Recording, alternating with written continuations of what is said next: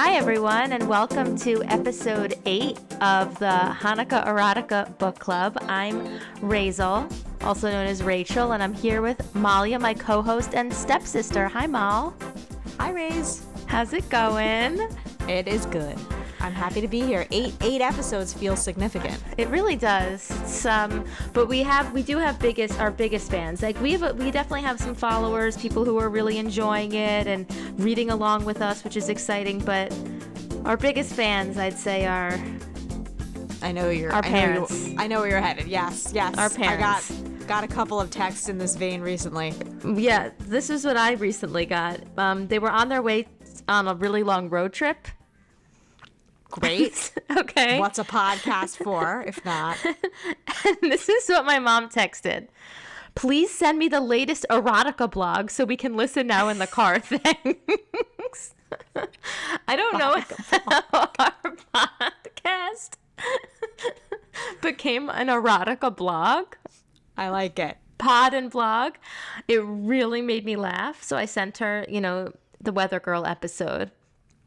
I think that in response to that, she must have texted me, loved the latest podcast, 4 exclamation points. They're getting better and better, ... And they started off great, exclamation point. I mean, it's just, they're the ultimate hype men, I think. They really are. They're really hyping us up. I got a similar text to yours. I won't read it because it's quite similar. And then another one that I really enjoyed. Never before heard the term microaggression. Neither did Arth. I love learning from you two. Oh my God. Great. I mean, I feel like we're doing really powerful work if we're teaching people the word microaggression. Yeah. We're spanning, we're spanning genres, we're spanning generations. I mean, it's really reaching out there. My kids are asking me if we're recording the Erotica podcast. I like that. Yeah. It's, I don't correct it. It's no. Good. You shouldn't. I didn't correct my mom asking for the erotica blog. I just sent it. There you go. Yeah, exactly. So speaking of microaggressions, though, I feel the book that we're going to be talking about tonight has plenty. That's an interesting point. I'd have to agree.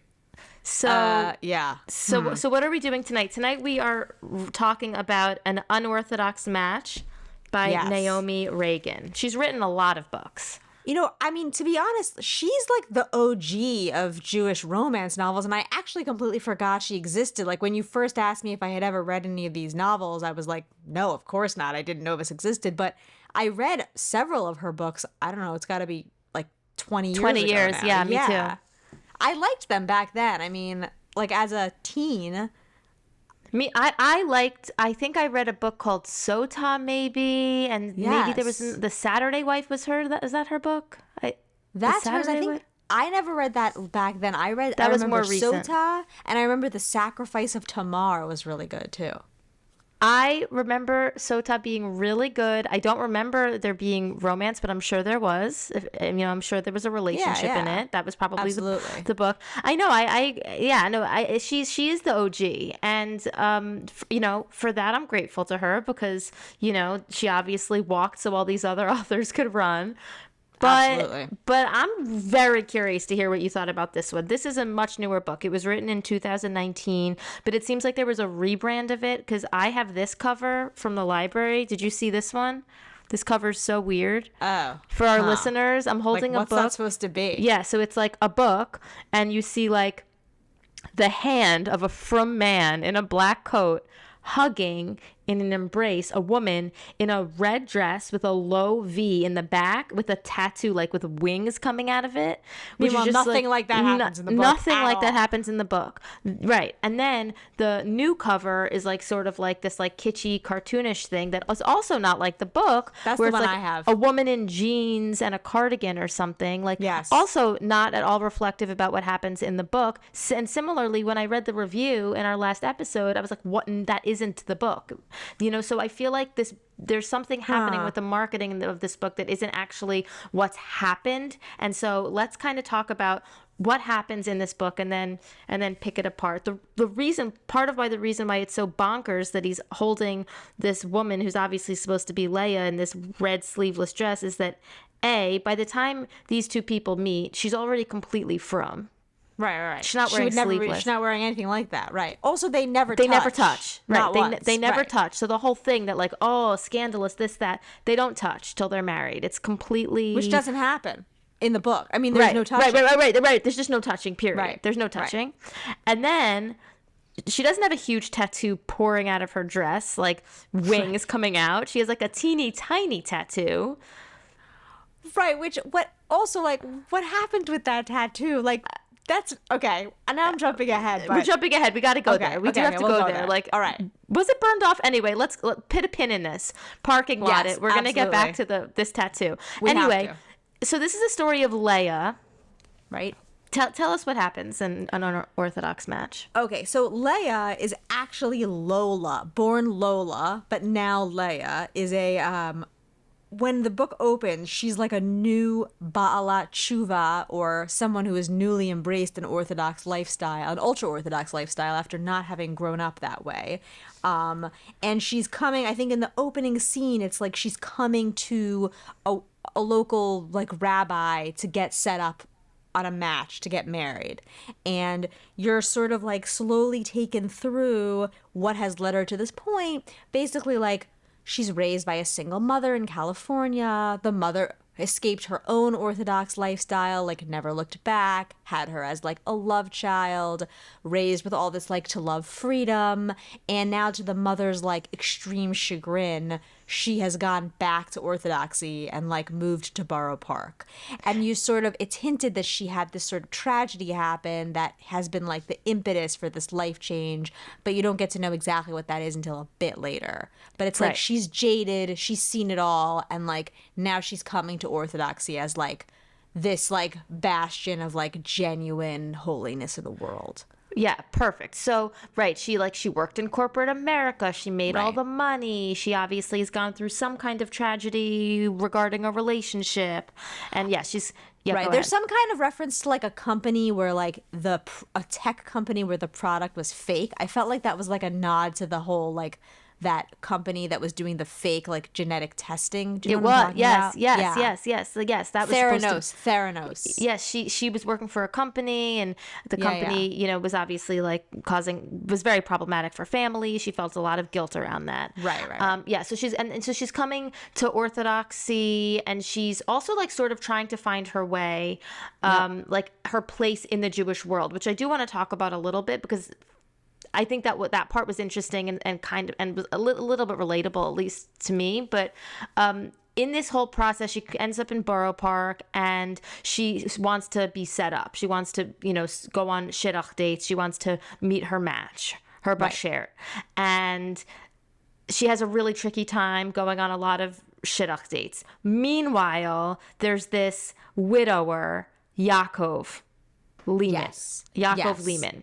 Yes. He is a Talmud scholar, Torah scholar. He learns full time. He doesn't have a career. He doesn't have a career. He learns full time, which for our listeners who may or may not know, this is a thing in the Haredi world, in the ultra-Orthodox world, where men learn Torah all time in like a kollel or a yeshiva, some kind of Jewish institution where they're learning all day with other men, and women are working. So this guy Yaakov, and it's considered like a status thing, like the sort of like the most desirable men are like the ones who are smart enough and disciplined enough to like learn all the time.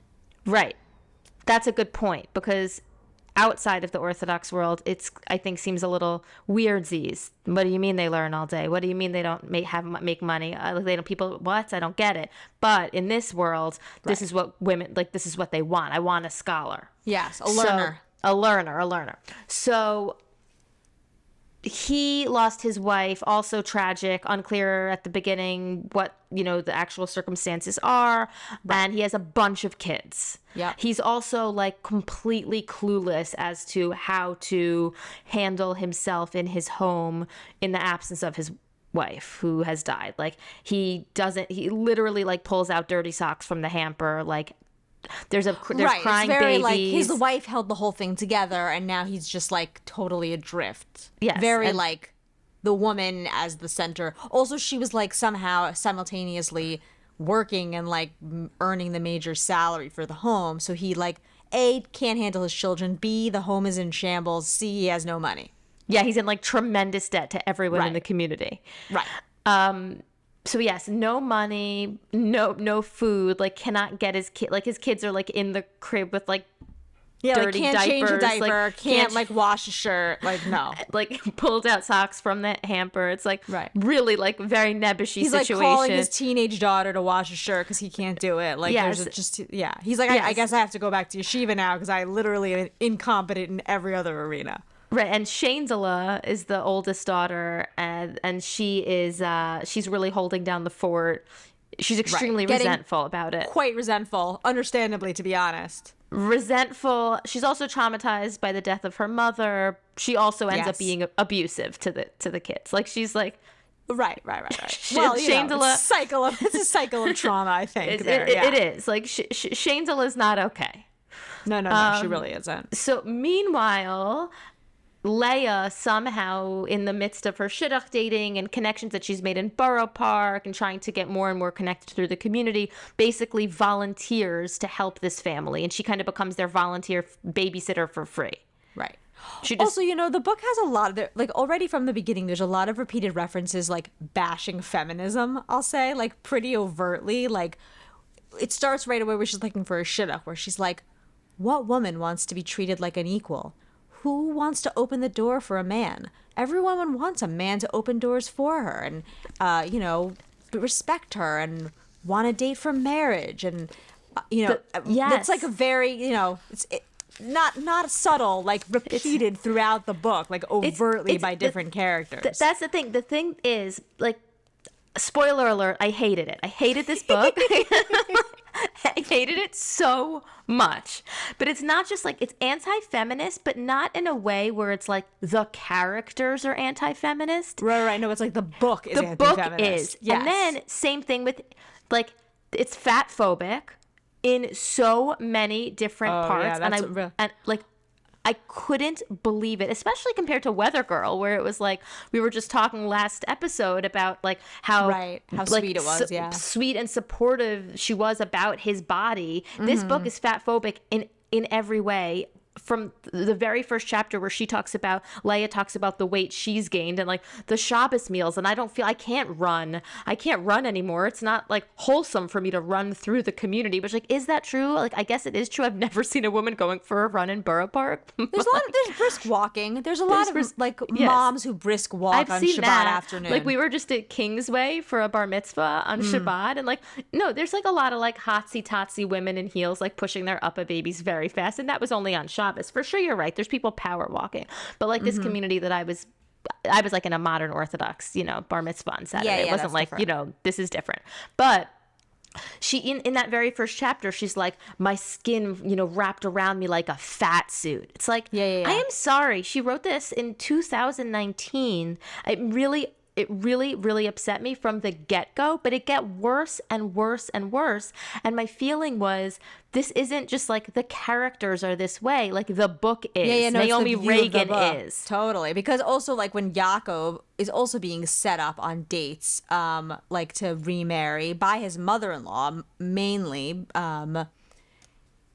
it keeps referring to the fat widows, like another fat widow with her old blah blah. I don't know. Just like very disparaging about these. And the worst thing I can call them is like a fat widow. I don't know. It's just terrible. I know. It's so terrible and just to me so not of the times we're living in. It was so upsetting to me to the point where I was like, obviously this is written about. I read through all of the reviews. I read through every single review on Amazon. How many are there? I'm really committed. A little over 100. Jeez. And none of them mentioned this. One mentioned how racist the book is, which I do want to get into that part with the God.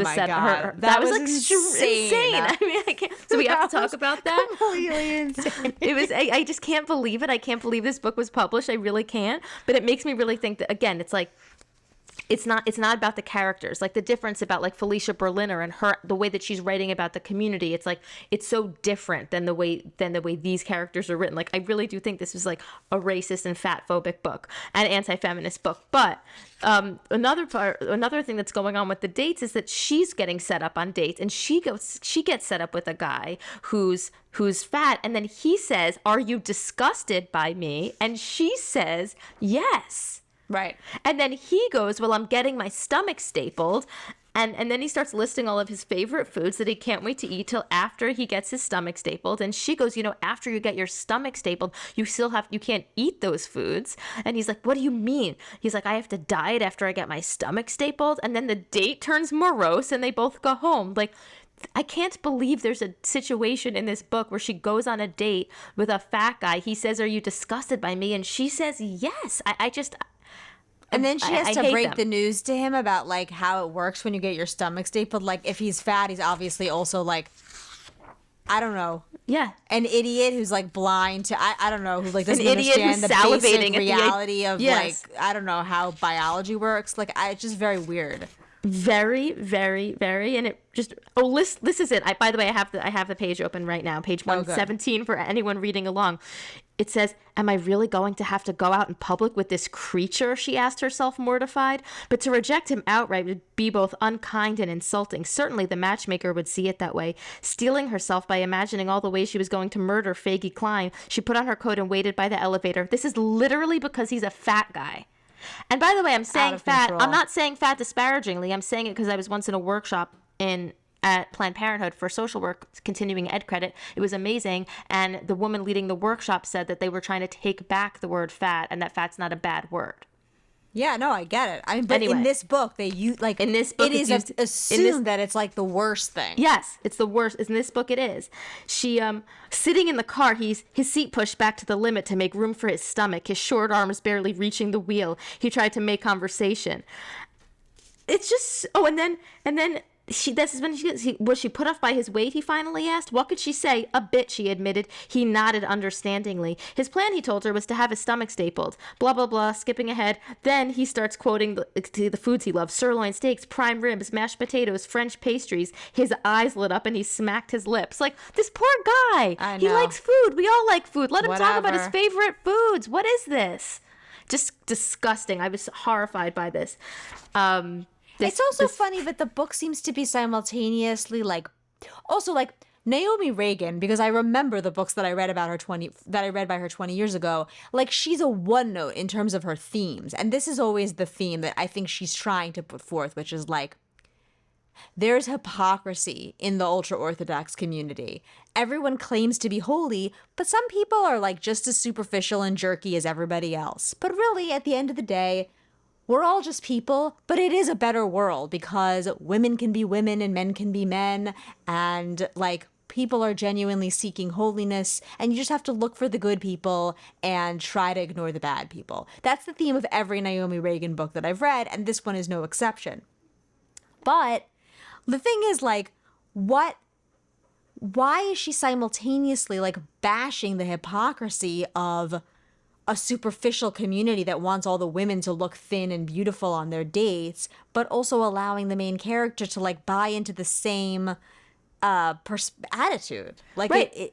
It doesn't make any sense. It's right, because it's not like she's calling out the hypocrisy. I mean, she is in certain ways, but it's like it would be different if she was fighting against it, or she was like coming from the secular world to the religious world, and like, I don't need to lose weight, and I don't need to feel uncomfortable in my skin, and I am beautiful. And right. She tries to do that. At one point, she meets with a shadchan. Leia meets with a shadchan who's like about to set her up, and she's like commenting on her looks to see if she's going to be able to find a match for her. And she's like, "You'll have to lose 10 pounds. You should dye your hair and dye it, and you should cut your hair and blow it out and dye it a normal color."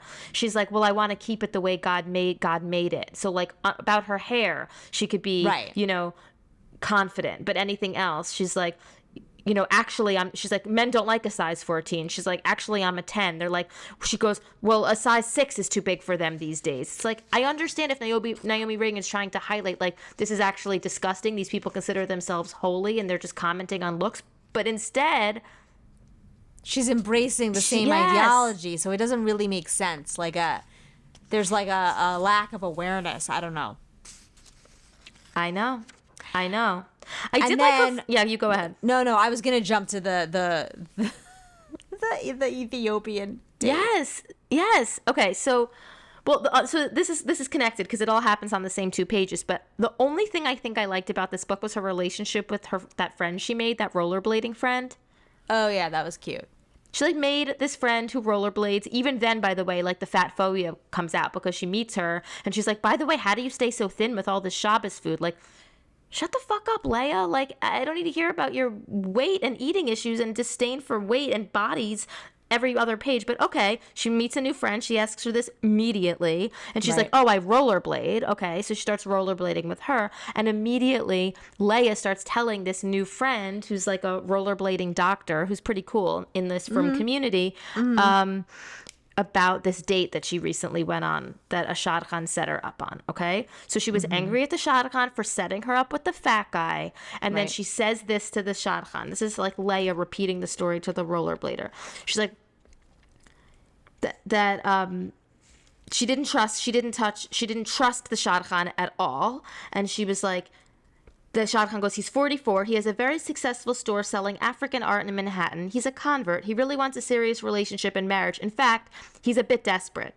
Then Leia says, any mental problems or physical illnesses or handicaps? I'm sorry, what? Again, back to Weather Girl. The whole book was embracing how you can have mental illness, you can have depression, you can have anxiety, and still be in relationships and love. And everyone has something like that. I mean, like, what is she? She's describing the world. I mean, physical illnesses, mental illnesses, or handicaps. I don't even think handicap is a word that's used definitely anymore. Not a word. No, that is not a word that's used. And again, I don't think she's mimicking like this is the way from people talk because they don't know better. I think this is just the language. I think so too. Like, I think this is an ignorant author writing an ignorant book. I don't think it's like shining a light in the community. No, because it's also like, it's very dated. Like, she hasn't evolved. Like the books that I read 20 years ago, it's like, there's nothing new here. Right.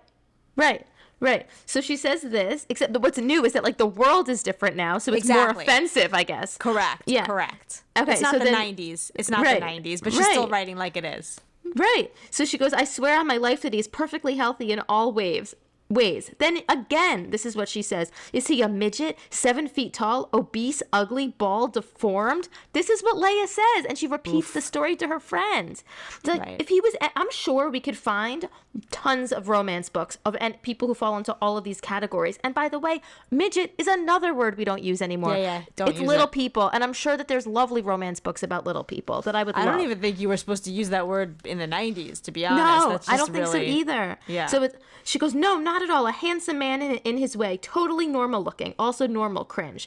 Then what's the catch? Why does there have to be a catch? Okay. She goes on to explain that she gets to the date and the man is Nigerian. Right. And he's a convert from Nigeria. He has payas. He's a Jewish man. The way that she is so horrified by this experience, by going on the date, and how she can't trust the shadchan anymore, the matchmaker anymore, is the most racist 2 pages you could ever read. The only person of color in the entire book is seen as like a cheating, lying, conniving, it's like polyamorous. So stereotypical. It's like, it's almost like it's like a step away from like someone wearing blackface because it's such a caricature. It's like horrible. It is so horrible. And instead of like then the book being about Leia being racist, which it isn't at all, it's just like accepted. Oh, she's supposed to be the modern one who has all the new like modern newfangled ideas. Right. She's like, can you believe that the shadchan set me up with a man, and I asked if he was normal looking, and she said everything was fine, but he was black. That's basically what happens. Right. It's so racist and so offensive. And I did one review of all the reviews on Amazon did mention that, which I really appreciated. This person gave it 1 star, and it says, I'm just going to come right out and say it. This book is racist. Not Birth of a Nation racist, but racist enough. It's also misogynistic, ableist, and just generally bigoted. Now, some of that is due to the community it's centered on. I will give Ragen credit. She does recognize that the Haredi stigma against mental illness is a problem. I bet that's only referring to Yaakov and his wife, by the way, which we could talk about. Some of it's also because one of the main characters, Leah, is a bigot. And then it goes on and on to explain that. And I really agree with that reviewer. Very, very racist. Leia was, I was not about that. Oh, so man, yeah, I know. Yeah, between the anti-feminism, the fat phobia, also and the racism. Relationship with the mom made me really sad. First of all, the mom is portrayed. I thought the mom seemed cool, like for the most part, but she portrays her as such a. Leia sees her as such a pathetic character, like she's everything that goes wrong when you live like a godless existence. Meanwhile, I don't know, she left her home, she followed her bliss, she had adventures, she raised a daughter on her own. I thought she seemed cool, but it was very like, look at her. She has a relationship with an Indian man. He went back to India and like didn't even ask, this is what happens when you live a godless life. I don't know, it just seemed so caricatured and also like yes, silly. Yes. I think it's very strange, and I don't think it's so realistic but maybe it is, because there are a lot of BTs in this world, but like Leia seems to think that there's no middle ground between like a godless life of like say the word frivolity? Frivolity. Yeah. Mm-hmm. Like a frivolous life of like people just like doing drugs and having sex and like clubbing and like being Haredi in Borough Park. Like there's a middle ground. Most people live that middle ground. Right. And also it's not like, and in that, in choice A, it's like you end up sad and alone because like all your choices have been empty.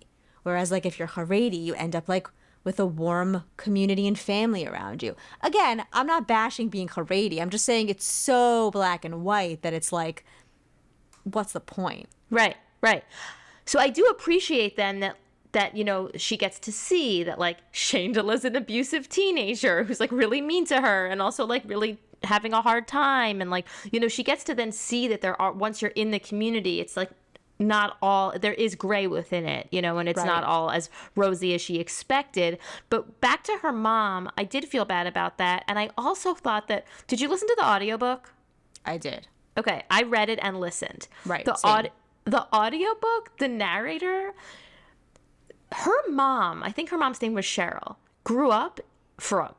Right. The way that the narrator in the audiobook was like portraying Cheryl was that, I don't know if there's a nicer word for white trash, if there is a more politically correct term for white trash, please someone hit me up and let me know. But she's like grilling steaks and like sounded like she's a twang kind of like she's like grilling steaks and throwing it back on the grill and like sounding just like this very specific kind of like middle America kind of, I don't know, trashy woman, but like she grew up in Brooklyn, like she grew up from. She all left. The accents that narrator did were super weird though. All the from people sounded like they were out of like a weird like fake Fiddler on the Roof or something.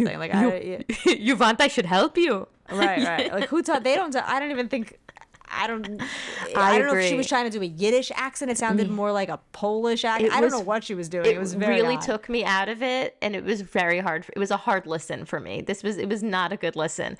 I love hearing like from phrases, and especially when people think from phrases or regular English, but I didn't even know that "you want I should help you" was something that people say. Like you want I should read this? Like, I never heard that. I have not heard. I think I've heard that. And I appreciate. Sounds right to me. And Leia, it really irked her. That's like the one thing. Like the grammatical incorrectness of the Haredi community really got under her skin, which I appreciated. Right. Yeah. Like pizza store. Right. Some things are even over her line. Exactly. Racism fine. Right. Racism, no, but or telling a woman she has to lose a few pounds, no. But yes, poorly placed preposition, no can do. Right. No can do. So that's where she drew the line. Totally.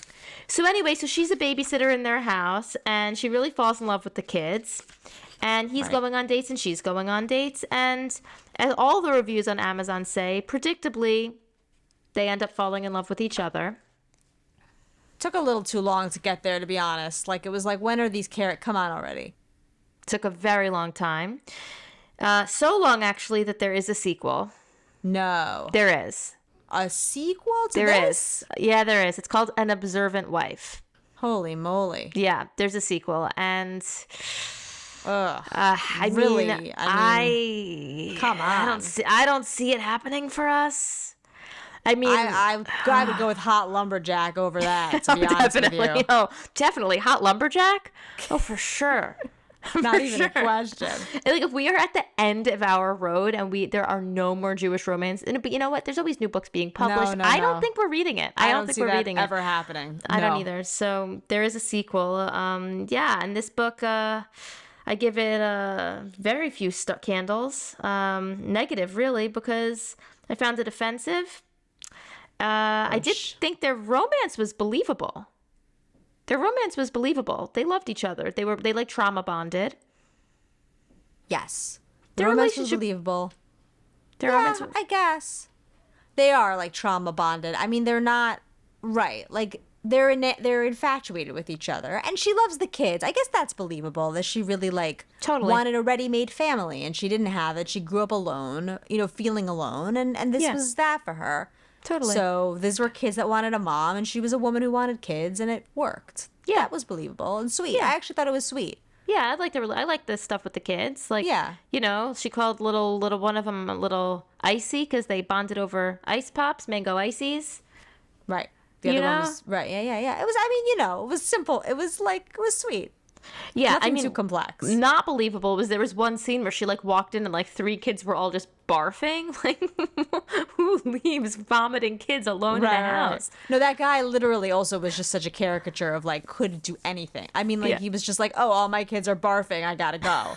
Shane DeLuff, figure it out. Oh, yeah. And then also right, okay, and then ultimately it becomes revealed that about the mom. Or I don't know if if we even need to talk about please. that. Yes, please. I guess the reveal of the book, which frankly seemed kind of obvious it was coming, was the reveal of the book was that the mom had very severe postpartum depression and ultimately died by suicide. Yes, Yaakov's wife. Yaakov's wife, not Leia's mom. Yaakov's wife. Right. Zisela, the mom of the small children, Zisela. Right. Yeah. Sorry, I went very close to my mic just now to say Zisela. I'm so sorry to everyone. But the thing is, I mean, God knows how all these, God knows how she wouldn't have had postpartum depression in this situation. It sounded like she was really, a lot was expected of this woman who was giving birth to a lot of children and simultaneously taking care of everything else. Yes. And living in a world, which, okay, good job for Naomi Ragen for pointing out that this is a world where, people aren't necessarily getting the therapy and the medication and recognition they need about, those kinds of things. Hopefully now more than they were before. Right. But it was definitely highlighting that. Right.